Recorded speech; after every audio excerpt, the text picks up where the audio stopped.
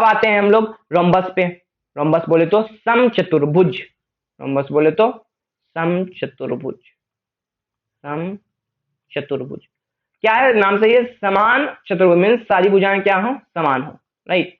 और इसको एक और नाम से दिया जाता है जिसको बोलते हैं डायमंड, राइट, डायमंड इसको बोला भी जाता है, तो आप कंफ्यूज नहीं करना, इसको अभी आप नोट कर लेना, ओके।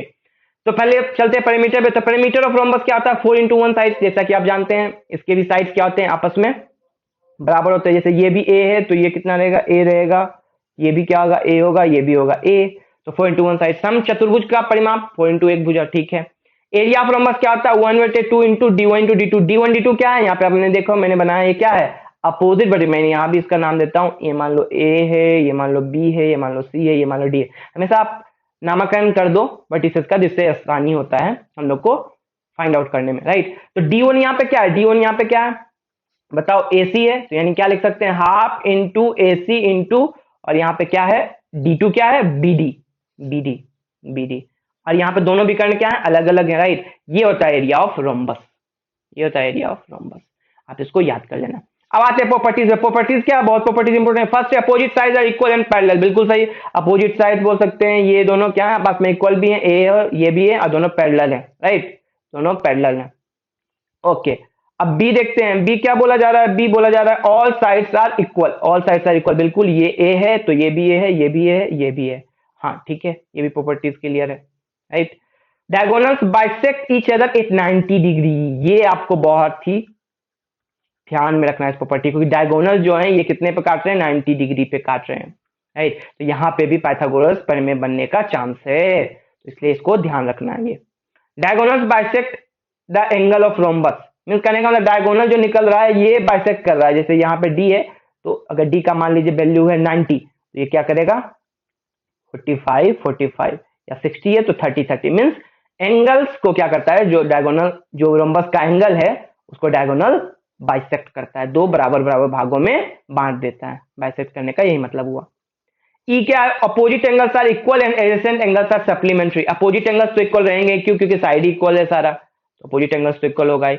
और क्या बोल रहा है कि एडजेसेंट एंगल्स, एडजेसेंट एंगल बोले तो क्या, अभी मैंने बताया था कि एक ही आसन्न कोण जो एक ही भुजा पर, जैसे ए और बी क्या हो गया एडजेसेंट एंगल, राइट, सी और डी क्या हो गया एडजेसेंट एंगल, जब इनको हम लोग जोड़ेंगे तो क्या होंगे, सप्लीमेंट्री होंगे, राइट।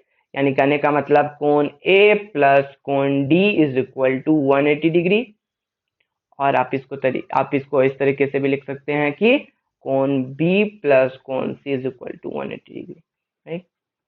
तो ये आपका लास्ट वाला प्रॉपर्टी हो गया। तो ये सारा रोम्बस का प्रॉपर्टीज हो गया, बस इतना आपको हमेशा माइंड में रखना, और जितने भी रोम्बस से रिलेटेड क्वेश्चन रहेंगे आप आसानी से सोल्व कर दोगे।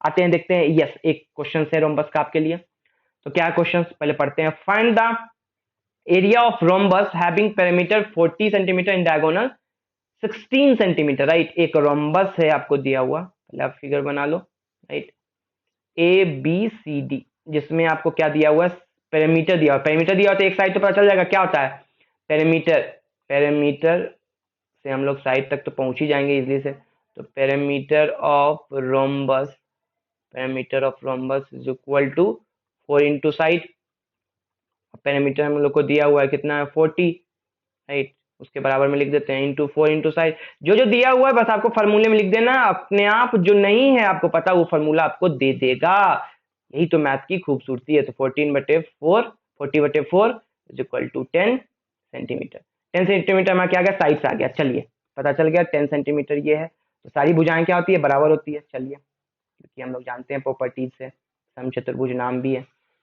अब डायगोनल है 16, डायगोनल एक बना लेते हैं, डायगोनल है 16, एक और डायगोनल, तो मान लीजिए ये डायगोनल 16 है, राइट, ये डायगोनल 16 है, तो आपको पता है डायगोनल क्या करते हैं, यहाँ पे ध्यान से, डायगोनल बाइसेक्ट ईच अदर, दोनों को बराबर बराबर भागों में बांटते हैं, मीन्स करने का मतलब ये कितना हो जाएगा, ये कितना हो जाएगा बताइए, ये हो जाएगा आपका 8, क्योंकि ये 16 था, ये कितना हो जाएगा 8 सेंटीमीटर, राइट। और यहाँ पे क्या होगा, दोनों बाइसेक्ट तो करते हैं, लेकिन एक और चीज है क्या, 90 डिग्री पे बाइसेक्ट करते हैं, देख रहे हैं ना प्रॉपर्टीज का कितना यूजफुल है यहाँ पे, अगर प्रॉपर्टीज आप नहीं जानोगे क्वेश्चंस में आप नहीं अच्छा कर पाओगे, फंस जाओगे, राइट। तो करने का मतलब ये दोनों भी बांटते हैं, राइट, और 90 डिग्री भी। तो ये एक हमारा मतलब यहाँ पे ओ पे दोनों डायगोनल इंटरसेक्ट करते हैं, राइट, दोनों विकर्ण यहाँ पे आते हैं। तो एक ट्रिंगल यहाँ से अपना निकाल लो जिससे इजिली हम कर सके। यहाँ ए है, यहाँ ओ है, ये ट्रिंगल को हम लोग देख रहे हैं, राइट, ए ओ और क्या यहाँ पे बी है, राइट।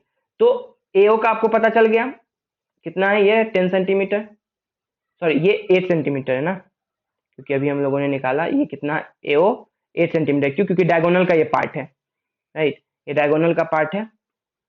तो कितना है 8 सेंटीमीटर। और ये हमको ए बी क्या है, साइड से साइड हमको पता है क्योंकि हम लोग यहाँ पे निकाले क्या है 10 सेंटीमीटर, राइट।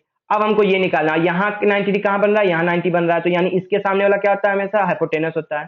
तो यहाँ पे आप प्रॉपर्टी लगा सकते हो क्या, H square is equal to P square plus B square. तो एच स्क्वायर आपको पता है ये 10, तो 10 का आपका क्या हो जाएगा स्क्वायर 100। पी आपको पता है, हाँ पी आपको पता है परपेंडिकुलर 8 का स्क्वायर क्या जाएगा 64। बी आपको नहीं पता है, बेस नहीं पता है, यही तो फाइंड आउट करना है। तो यहाँ पे आपसे क्या हो जाएगा, B square is equal to 100 minus 64, जब आप करोगे 36 आ जाएगा। और यहाँ से बी का वैल्यू पता चल जाएगा कितना, बी का वैल्यू हो जाएगा 6। 6 किस में, हमेशा यूनिट का ध्यान रखना, सेंटीमीटर में। तो यहाँ पे हमको बी पता चल गया क्या, 6 सेंटीमीटर, राइट। अब बी 6 सेंटीमीटर हो गया, यानी ये हमको आ गया था, यानी ये 6 सेंटीमीटर जो आया ये क्या आया, ओबी आया, ओबी आया 6 सेंटीमीटर। और ओबी क्या है, ये सेकेंड वाले डायगोनल का पार्ट है, बोलो हाँ या ना, सेकेंड वाले डायगोनल का पार्ट है, या सेकेंड वाले डायगोनल का कह सकते हैं पार्ट है, यानी मिड बे है। तो मिड बे है कहने का मतलब 6। अगर पूरा डायगोनल का लेंथ निकालना है तो कितना हो जाएगा, 6 + 6 12। तो यानी एक डायगोनल हमारा दिया हुआ था वो था 16, राइट। दूसरा डायगोनल हमने कॉन्सेप्ट लगा कर निकाला, वो कितना आया हम लोग का, 6 + 6 कितना 12 सेंटीमीटर। अब दोनों डायगोनल जब हमको पता चल गया तो अब देखिए यहाँ पे एरिया कितना अच्छे से लिखा हुआ 1/2 इंटू D1 इंटू D2। तो सिंपल हम लोग यहाँ कर देंगे 1/2 D1 16 इंटू D2 12। तो यहाँ से एरिया निकल जाएगा 8, 2 8 जा 16 और 12 8 जा 96। और किसमें एरिया हमेशा जब भी निकलता है तो यूनिट स्क्वायर में, यहाँ पे सेंटीमीटर स्क्वायर था, क्या निकल गया हम लोग का एरिया किसका, पैरेललोग्राम का, एरिया ऑफ पैरेललोग्राम कहते हैं, रोम्बस का, राइट, यहाँ रोम्बस दिया हो ना। तो ये देखिए ये कॉन्सेप्ट होता है, राइट। आपको समझना पड़ेगा प्रॉपर्टीज, आपको क्वेश्चंस में अप्लाई करना पड़ेगा प्रॉपर्टीज, तब आप उस प्रॉपर्टीज को बहुत समय तक याद रख सकते हो। और जैसे ही क्वेश्चंस आएगा आपको प्रॉपर्टीज याद रहेंगे, आप क्वेश्चंस को आसानी से सॉल्व कर दोगे।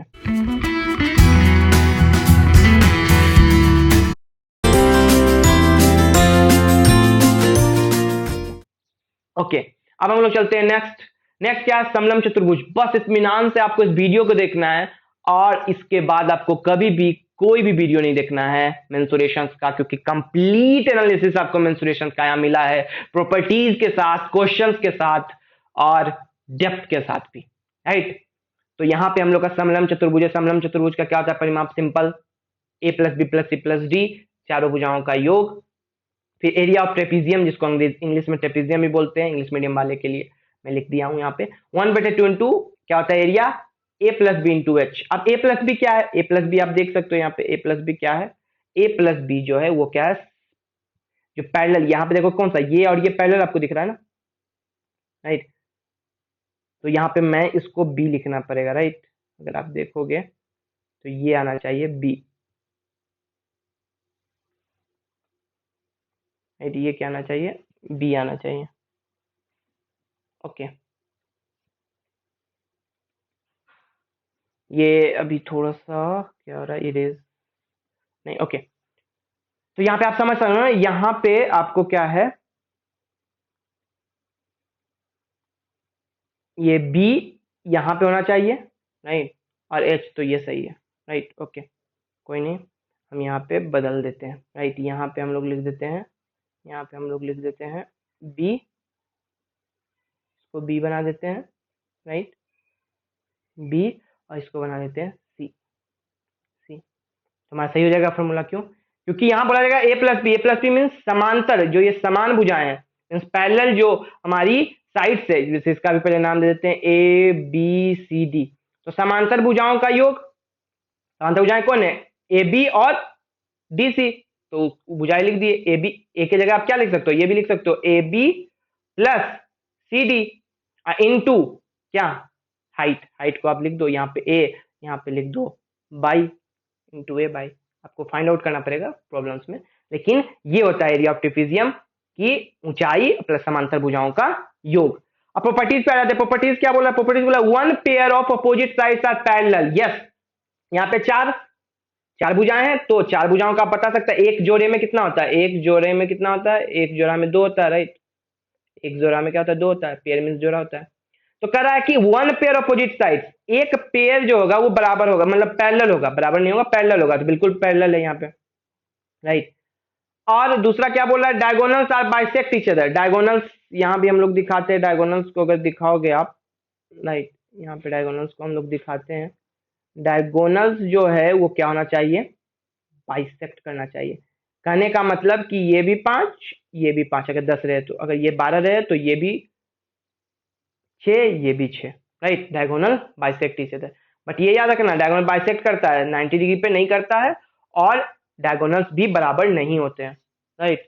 अब यहाँ पे क्या आ गया, मिड सेगमेंट। मिड सेगमेंट का क्या कॉन्सेप्ट है कि अनपैरेलल लाइंस, ये पैरेलल लाइंस तो नहीं है, अनइक्वल, तो ये पॉइंट और ये पॉइंट, राइट, जब इस पॉइंट को आप मिलाते हो, जैसे मैं आपको यहाँ पे दिखाता हूं, जैसे ये आपका एक क्या है, ट्रेपीजियम है, राइट, ट्रेपीजियम है, इसको आप कह सकते हो ए बी सी डी। अब ये दोनों क्या है, ये दोनों तो पैरेलल है, तो ये दोनों अनपैरेलल है, ये दोनों आगे जाके कट जाएंगे, तो ये दोनों अनपैरेलल लाइंस का जो मिड पॉइंट है, राइट, उसको जब आप मिलाओगे, राइट, तो ये जो चीज कहलाई ये कहलाती है हमारी मिड सेगमेंट। ये कॉन्सेप्ट आप याद रखना, ये कहलाती है हमारी मिड सेगमेंट। और ये जो मिड सेगमेंट होता है, जैसे इसका मैं नाम देता हूं पी और क्यू, तो मिड सेगमेंट का अगर आपसे पूछ लिया जाए वैल्यू, तो mid segment is equal to parallel जो भुजाएं हैं उसका लेंथ को क्या करोगे आप, बटे 2 कर दोगे, simple. This is the concept of mid segment. ये दोनों पैरेलल है, राइट, ए बी और सी डी, तो दोनों का लेंथ निकाला मैंने और क्या कर दिया, बटे 2, तो ये हो गया मिड सेगमेंट का वैल्यू।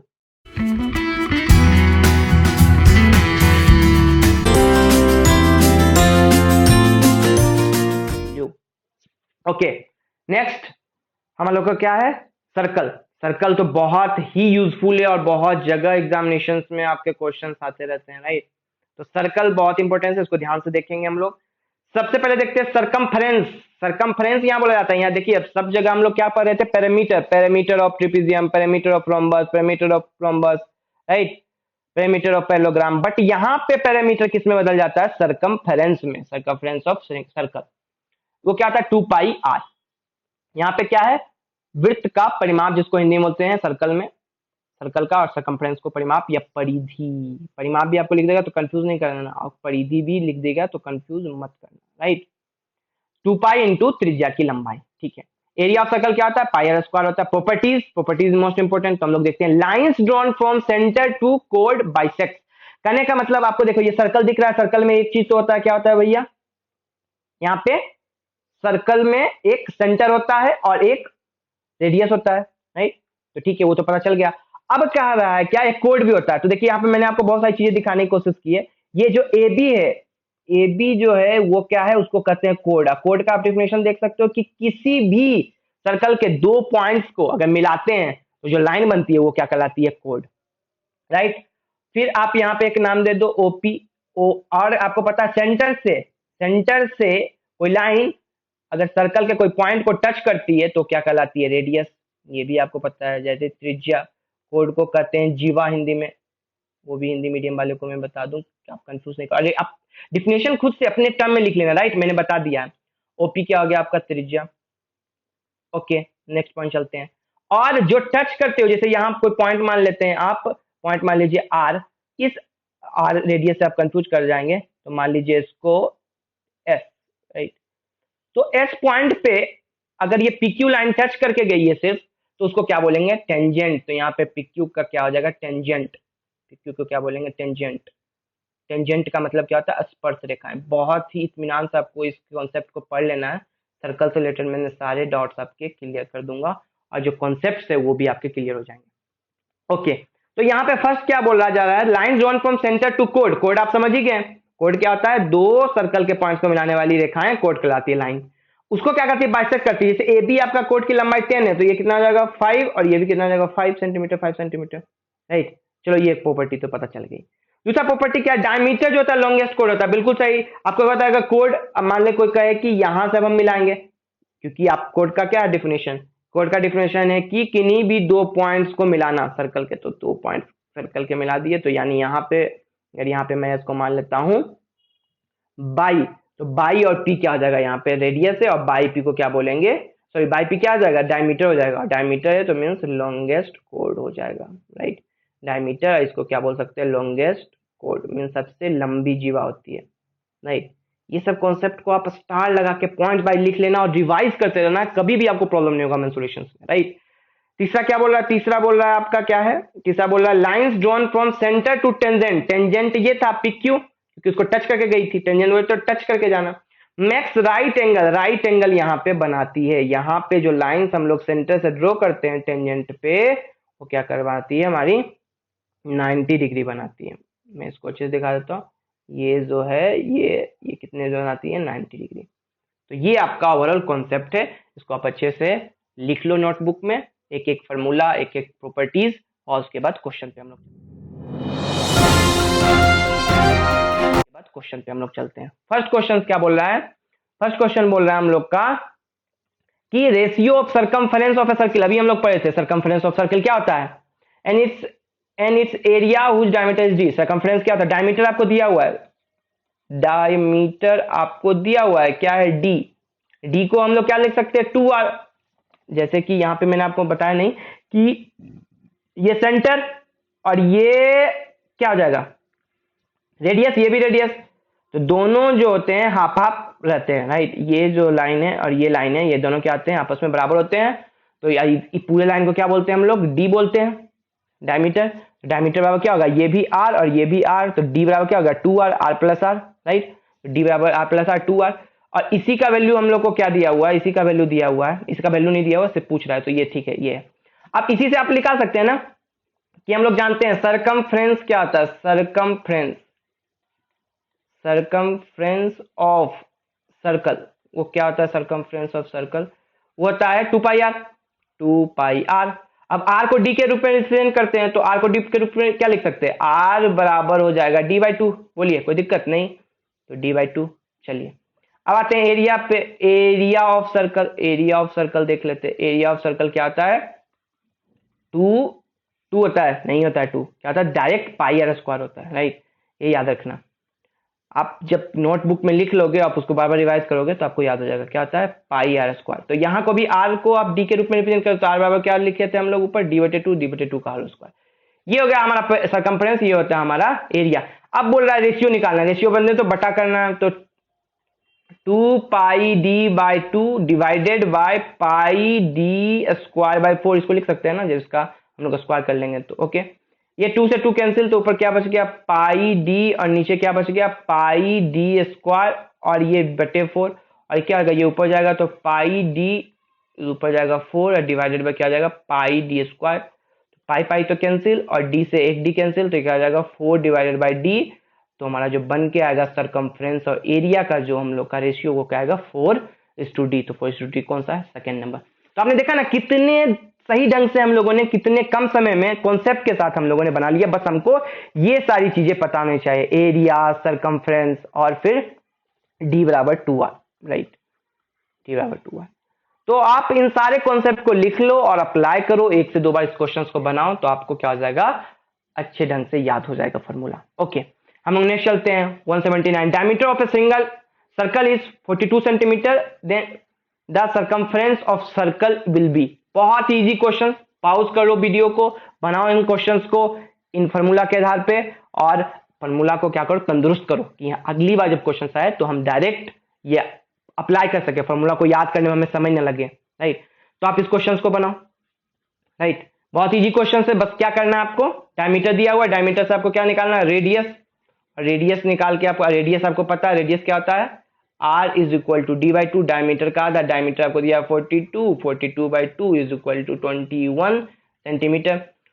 और आपको निकालना सरकमफ्रेंस। सरकमफ्रेंस मैं शॉर्ट फॉर्म में लिख रहा हूं, circumference of circle. Circumference of circle क्या आता है 2 पाई, और पाई का वैल्यू आपको पता होना चाहिए कितना आता है 22/7 इंटू क्या है पाई, क्या है परिमेय या अपरिमेय, अपरिमेय संख्या मीन्स कह सकते हैं इरेशनल नंबर है, ये भी याद रखना राइट, इरेशनल नंबर, ये भी कभी कभी नंबर सिस्टम में पूछता है। इंटू आर आपको निकल गया था 21 सेंटीमीटर, तो 7 3 जा 21, और ये हो जाएगा आपका 44 इंटू 3 सेंटीमीटर, और क्या आ जाएगा इसका 2 4 3 जा 12, 2 4 3 जा 12, 132 centimetre, 132 centimetre, first is option right.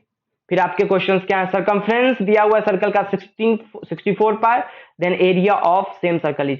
मैं क्या करता हूं बच्चों, प्लीज अगर मेरा पढ़ाना सफल रहा और मेरा पढ़ाना आपको समझ में आया तो वो मैं तभी समझ सकता हूं जब आप 51 ओके 52 54 सॉरी 54 और ये 78 और 79 राइट और ये 90, ये क्वेश्चन आप स्क्रीनशॉट लेना या लिख लेना ध्यान से इत्मीनान से, और प्लीज इसको बनाना और जरूर कमेंट करना नंबर के साथ कि सर मैंने 78 बना लिया है राइट, और 78 का आंसर ये रहा और 79 का आंसर ये रहा। आप ऐसे करके लिख सकते हो चैट में 79 का आंसर, जैसे कि 2 नंबर आया बी, तो ऐसे लिख के आप चैट में मीन्स डिस्क्रिप्शन में आप कमेंट कर सकते हो राइट। जैसे 70 का 8 का आपका आया आंसर, मान लीजिए कौन सा आया सी, तीसरा उसके साथ फिर आप यूनिट लिख दोगे राइट। तो ये आपके 4 क्वेश्चंस मैं आपके होमवर्क के रूप में देता हूं ताकि आप इस वीडियो को इत्मीनान से देख के कॉन्सेप्ट को नोट कर लें राइट, और फिर क्वेश्चंस को बनाएं। क्योंकि देखिए प्रैक्टिस मेक्स मैन परफेक्ट, जब तक आप अपना दिमाग लगा के प्रैक्टिस नहीं करेंगे, आप अपना कॉन्सेप्ट को अप्लाई नहीं करने की कोशिश करेंगे, तब तक सवाल नहीं सोल्व होंगे राइट। ये मेरा की टेकअप है कि मैं कैसे आपको बता रहा हूँ राइट, क्यों मैंने इस तरीके से समझा है। अब आपको समझना है हमारे कॉन्सेप्ट्स को, जिस तरह से मैंने आपको एक्सप्लेन किया सर्कल के बारे में, और फिर 1-2 एग्जाम्पल से भी आपको मैंने बताया किस तरह से अप्लाई किया, वैसे ही अप्लाई करना है। तो आप देखिएगा कि हाँ मैं समझ पाया हूँ, मैं अप्लाई कर पाता हूँ। मान लीजिए आप 100% नहीं कर पाते हैं अप्लाई राइट, 70% तो कर पाएंगे ना, 70% 30% फिर हम बताएंगे कि किस तरीके से एप्लीकेशन में आपसे भूल हुई राइट। तो प्लीज आई होप आप लोग सब इस वीडियो को अच्छे से देखे होंगे और एक एक कॉन्सेप्ट को अपने नोटबुक में नोट किए होंगे, और प्लीज इन 4 क्वेश्चंस का जवाब आप कमेंट में जरूर देना राइट।